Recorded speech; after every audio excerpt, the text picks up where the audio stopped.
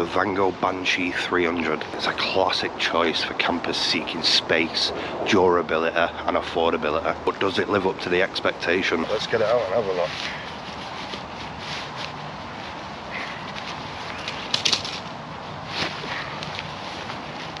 Loads of pegs, poles, and then the tent.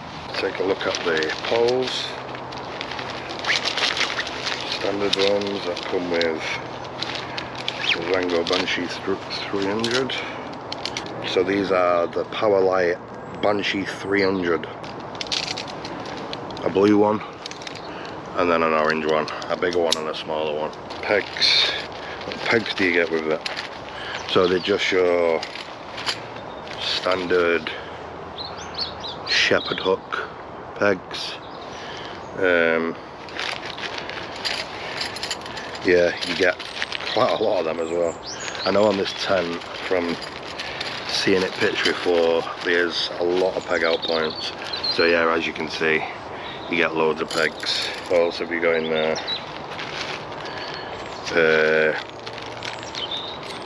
A pole repair tube, a few patches for the inner and the fly as well, and then a few patches for the ground sheet as well.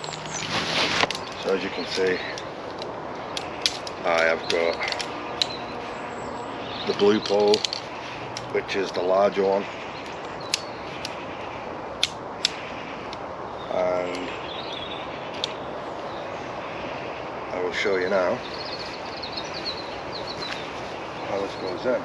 If you look here, you can see the blue, so it's colour coded as well, so you can't really go wrong pitching this tent.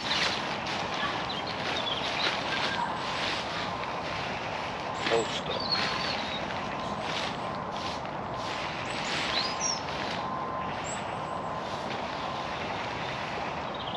Same with the orange pole, exactly the same process. And I will show you where the eyelets are and stuff.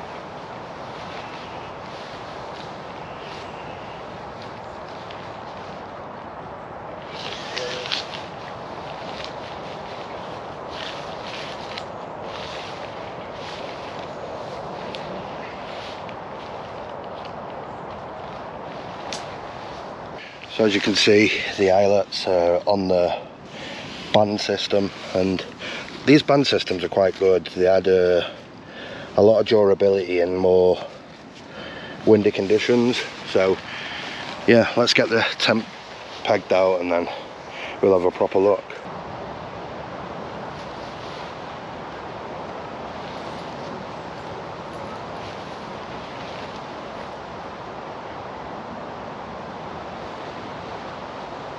I've had to take my jacket off, it's absolutely roasting. So I am literally just going round and just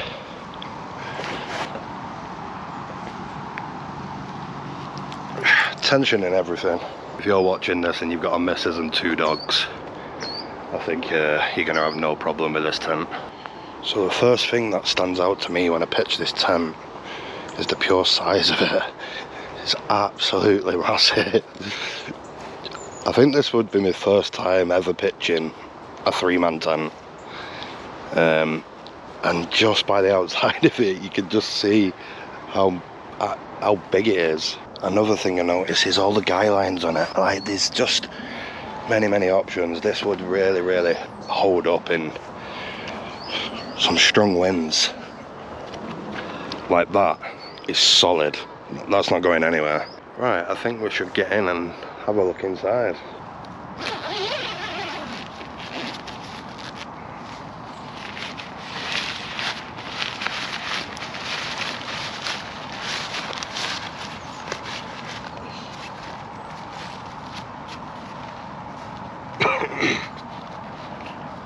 So it just has these toggles. I'll show you that now. Just a... Oh no, that is on bungee. It's on bungee, but it's still just one of the standard toggles. I'm not really keen on them little toggles myself, but that one has got bungee, so it does make it a little bit easier. Let's have a look inside.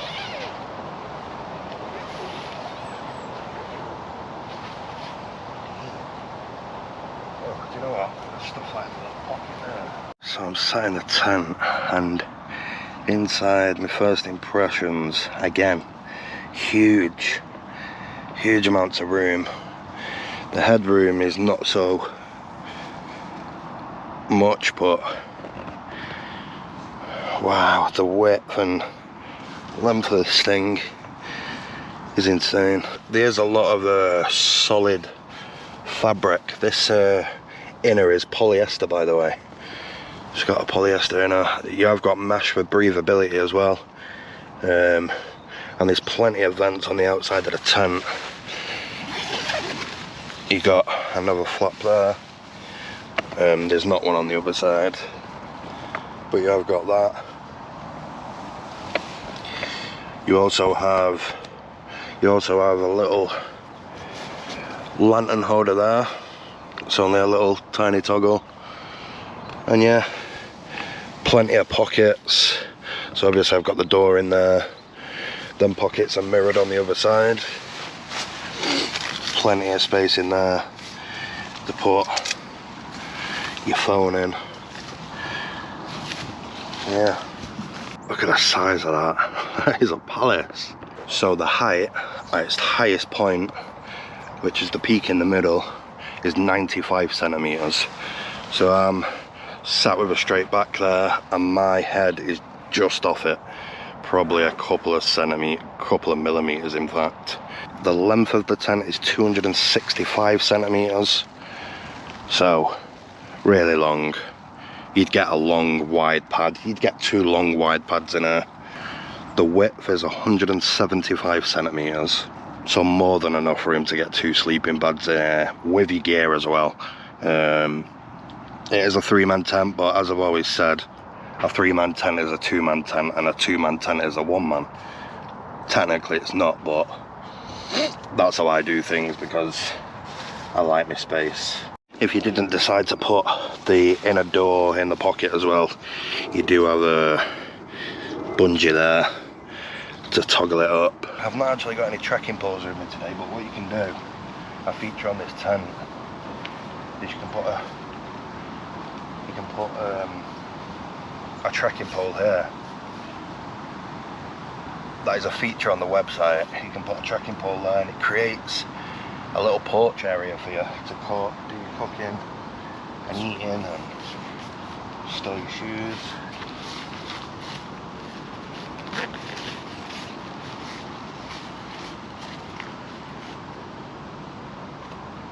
You've got a decent vestibule size, so you'd get at a push, you would.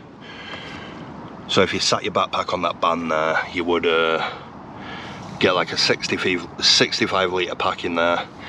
But as I said, there's plenty of room inside if you wanted to put your backpack inside. See, sitting in the porch area is even small. It's not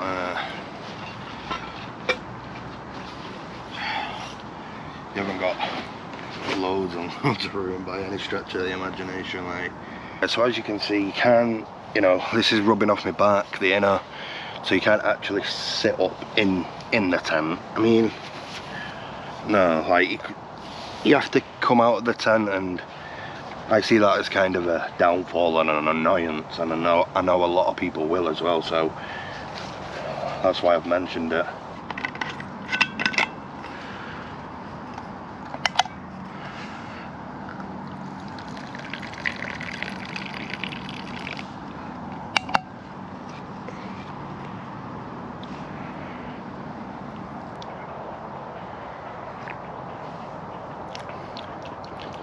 Oh yeah, oh yeah.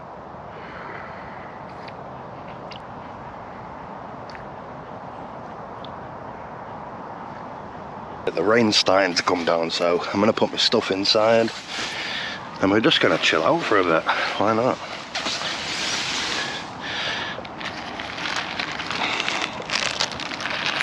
I don't think there's any better feeling than lying in a tent, having a brew. I don't know what keeps chirping in the background. I think it's a chicken.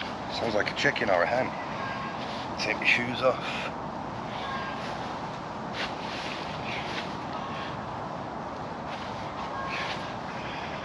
And yeah,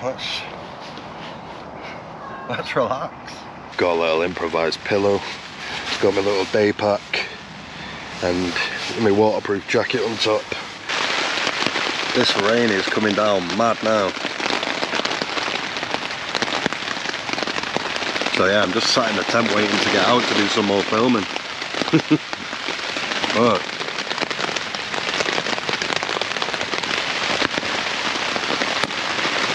can't get out and do any filming until this stops. True commitment, true commitment. Come rain or shine, I'm out here filming. You know what? Let's have another little brew before we get our shoes on.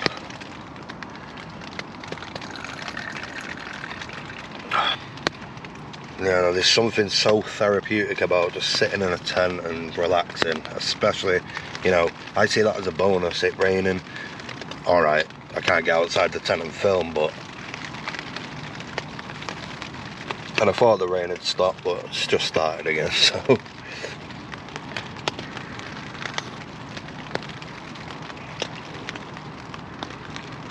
Let's get this door open and... Get this door open and get out.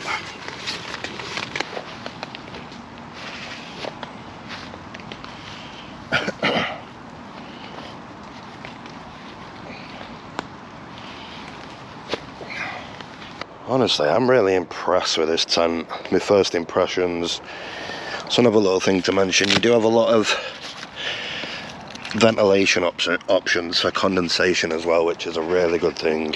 So hey, sat there on the other side of the screen asking, is this tent for me? And who is the tent actually for? Now this Vango Banshee 300 is going to set you back about £195, but if you search around online, you may be able to get one second hand off Facebook Marketplace and sites like that. In my opinion, this tent's perfect for bike packers, you know, people going camping with the wife and 2 dogs, because you do have plenty of space in there. You know, it is a 3-person tent, 1 adult, 2 kids, 2 adults, 1 dog, you know, you get the idea. So firstly, as I mentioned, it is a semi-freestanding tent, so you do need the tension of pegs and guy lines to fully erect it. So, you know, if you are thinking about or even considering buying this tent, there's a couple of things you need to think about. And one of the things that really hold me back and stand out straight away is the headroom inside. The headroom is such an important thing for me, hence the reason why I really like the Durston tents, because they're 1-man tents, but it feels like you're in a 2-man because you've got plenty of headroom. Again, with the Lanshan, plenty of headroom.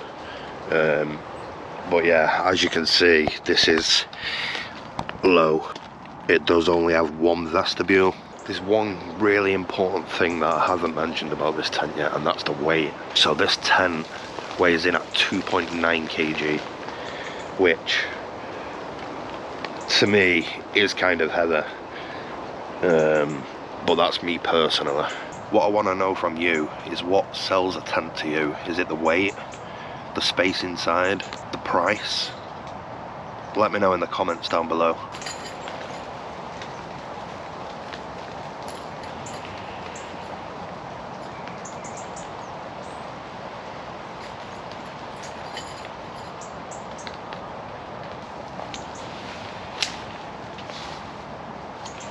Why is it the rain always gets worse when you're taking down a tent? Won't pull out.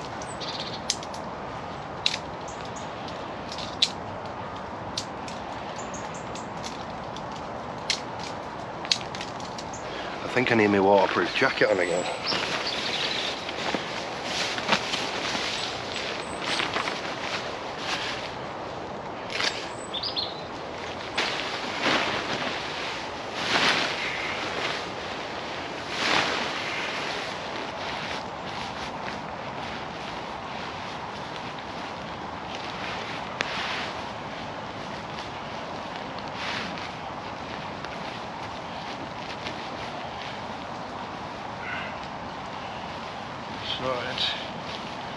This is why I'm a fan of these kind of bags for the tents, because it is Obviously I'll be taking this back out of the bag to dry, but really easy to get in the bag, as you've just seen. Do that. Compression straps.